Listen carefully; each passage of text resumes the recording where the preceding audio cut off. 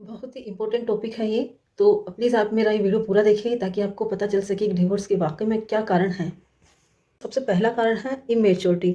जैसे शादी होती है, अगर दोनों पक्षकारों में पति और पत्नी में झगड़े होने लग गए हैं किसी बात को लेकर और दोनों में से कोई एक भी नहीं समझ रहा, तो यहाँ इमैच्योरिटी होती है दोनों में। अगर दोनों में से एक भी समझदार होता है तो ये रिश्ता आगे चला जाता है, लेकिन जब दोनों में इमैच्योरिटी होती है तो यहाँ डिवोर्स होने के चांसेस बहुत ज़्यादा हो जाते हैं। और सेकंड रीज़न है इसमें कि पति या पत्नी एक दूसरे को समय नहीं देते हैं या एक दूसरे की रिस्पेक्ट नहीं करते हैं, एक दूसरे को समझ नहीं पा रहे हैं। जी हाँ, आज ये बहुत बड़ी समस्या है कि जो ये स्मार्टफ़ोन जब से आए हैं, तब से डिवोर्स के केस बहुत ज़्यादा बढ़ रहे हैं। क्योंकि क्या है कि स्मार्टफ़ोन से इतना ज़्यादा सोशल हो गए हैं कि किसकी किसी से फ्रेंडशिप हो रही है फ़ेसबुक से, इंस्टाग्राम से, और वो उनसे चैटिंग कर रहा है, चाहे पति कर रहा हो या पत्नी कर रहा हो, वो एक दूसरे को पता भी नहीं चलने दे रहे। लेकिन जब ये सब चीज़ें सामने आती हैं, तो ये एक घर तोड़ने का बहुत बड़ा कारण होता है। तो इस तरह से जब भी आप स्मार्टफ़ोन यूज़ कर रहे हैं, तो आप एक दूसरे को ये राइट्स दें कि वो एक दूसरे का फ़ोन चेक कर सके। अपने फ़ोन को छिपा कर कभी ना रखिए, क्योंकि आपका इस तरह से फ़ोन छिपाना शक पैदा करेगा और यही शक उस समय यकीन में बदल जाएगा जब आपके मोबाइल में कोई इस तरह की चैटिंग पाई जाएगी। तो ये एक बहुत बड़ा रीज़न है। तो इसलिए फ़ोन से, अगर आप चाहते हो आपकी शादी नहीं टूटे, तो ये चैटिंग वेटिंग बंद करिए। और अगर बिफ़ोर मैरिज आपका किसी से कोई अफ़ेयर रहा भी है और आपने शादी कर ली है, तो उस अफ़ेयर को या उस अटैचमेंट को वहीं पर आप स्टॉप कर दीजिए। अगर आप उसका इफ़ेक्ट शादी के बाद अपनी लाइफ़ पे डालते हैं, उस कंपैरिज़न करते हैं उस हर चीज़ से, तो यहाँ पर भी शादी टूटने के बहुत ज़्यादा चांसेज़ हैं। चाहे इसका एक सबसे महत्वपूर्ण कारण ये भी है कि पति या पत्नी दोनों में से अगर किसी बात को लेकर उनमें डिस्प्यूट हुआ, तो पति जो है कि ऐसी कोई भी बात जो उसे फैमिली के साथ नहीं करनी चाहिए, तो भी वो फैमिली को जाके बताएगा, अपने माता-पिता को बताएगा या अपनी बहन को जाके बताएगा। इस तरह से जो बातें दोनों के बीच में रहनी चाहिए, उसमें जानबूझ के तीसरे को अगर आप इन्वॉल्व कर रहे हो, तो वहाँ सिचुएशन और ज़्यादा ख़राब हो जाती है। इसीलिए अपने झगड़े खुद निपटें जहाँ निपटने लायक है। ऐसे ही पत्नी जो होती है, कोई भी छोटी-मोटी बात अपने पति की, अपने ससुराल की, अपने पीयर में बताएगी, अपनी मम्मी से बात करेगी, अपनी सिस्टर से बात करेगी या किसी से भी बात करेगी और इस तरह से यहाँ की बात वहाँ शेयर करेगी और उसको और नेगेटिव में उसको बताएँगी। तो इस तरीके से जो पत्नी भी अगर बार-बार पीहर में फ़ोन करके बातों को बताएगी, तो पीहर वालों को वो तो सिर्फ़ एक ही साइड देख पाएँगे और कभी भी वो अपनी बेटी को सही राय नहीं दे पाएँगे और इस तरह से उनके उनको लगेगा कि वो सही राय दे रहे हैं, लेकिन उनकी इस एक राय से इधर लड़की का घर हमेशा के लिए बर्बाद हो सकता है। तो कभी भी लड़कियाँ शादी के बाद अगर किसी बात को लेकर डिस्प्यूट हो गया है छोटा-मोटा, तो अपने पीयर में अपनी मम्मी से या अपनी सिस्टर से शेयर ना करें।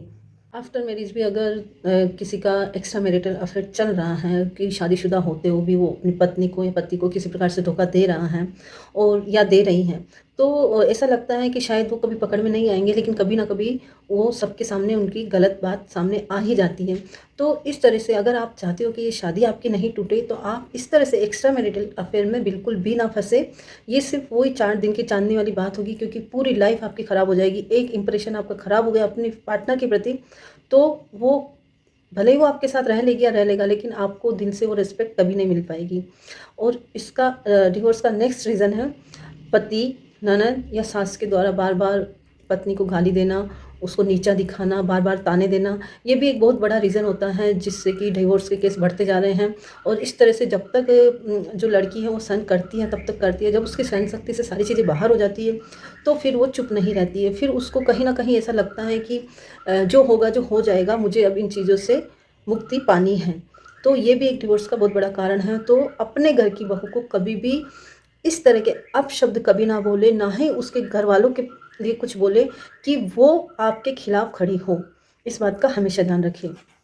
इसके अलावा एक रीज़न ये भी है कि लड़का या लड़की में से जो भी एक गरीब फैमिली से हो और एक अमीर फैमिली से है, तो यहाँ पर भी डिवोर्स होने के बहुत ज़्यादा चांसेस रहते हैं कि जैसे कि दोनों पक्षकारों में से एक भी अगर लो फैमिली से आया है, तो उसको बार-बार ताने दिए जाते हैं पैसों को लेकर, उसकी फैमिली को, उसके जितने रिश्तेदार हैं सबको नीचा दिखाया जाता है, क्योंकि वो उनके बराबर के स्टैंडर्ड के नहीं होते हैं। तो ये भी एक बहुत बड़ा रीज़न बन जाता है। कितनी बार जब लड़कियाँ लो फैमिली से आती है, तो उसको उस अमीर घर में वो रिस्पेक्ट नहीं मिल पाता जो एक पैसे वाली बहू को मिलता है। उसे बार-बार उसकी फ़ैमिली को उसकी गरीबी का मज़ाक उड़ाया जाता है, ज़िंदगी भर तक उसका उड़ाया जाता है मज़ाक।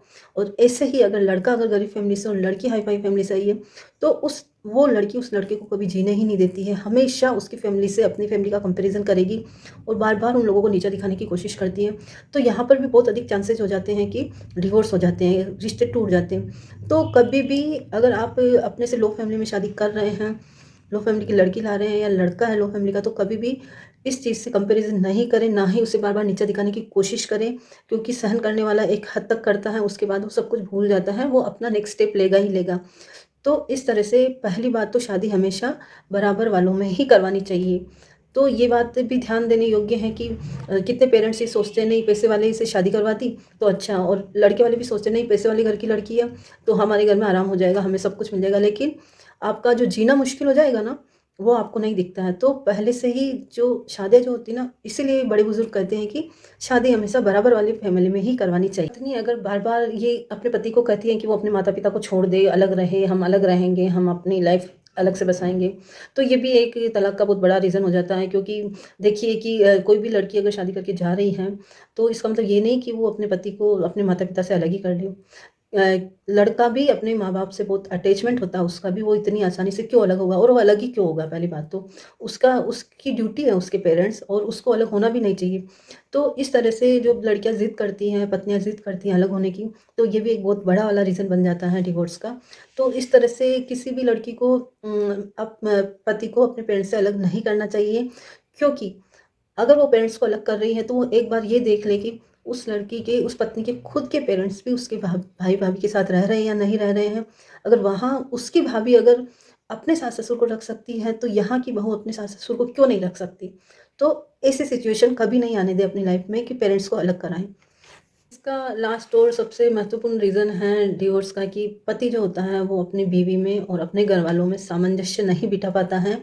वो मैनेज ही नहीं कर पाता है दोनों रिश्तों को, वो पिस जाता है। फिर ऐसे सिचुएशन में या तो वो पति जो होता है वो सुसाइड कर लेता है या वो कोई ऐसी हरकतें करने लगता है। तो यहाँ पर एक पुरुष को भी बहुत स्ट्रॉन्गली रहना पड़ता है अगर उसको परिवार चलाना है, तो उसको बीवी को कैसे मैनेज करना, अपने परिवार को कैसे मैनेज करना, ये उसे आना ही चाहिए। जो पुरुष ये जानता है कि दोनों तरफ के रिश्तों को किस तरह से मैनेज करना, कैसे दोनों को खुश रखना है, उसका परिवार कभी नहीं टूटता है। इस तरह से डिवोर्स के केस जो बढ़ते जा रहे हैं, अगर हम चाहते हैं कि ऐसे केसेज़ आगे नहीं बढ़े, तो हमें अपने बच्चों को अच्छे से सिखाना पड़ेगा, अच्छे से समझाना पड़ेगा, शादी की इम्पोर्टेंसी क्या होती है, और हमेशा बच्चों को डिसीज़न मेकिंग का पावर दें।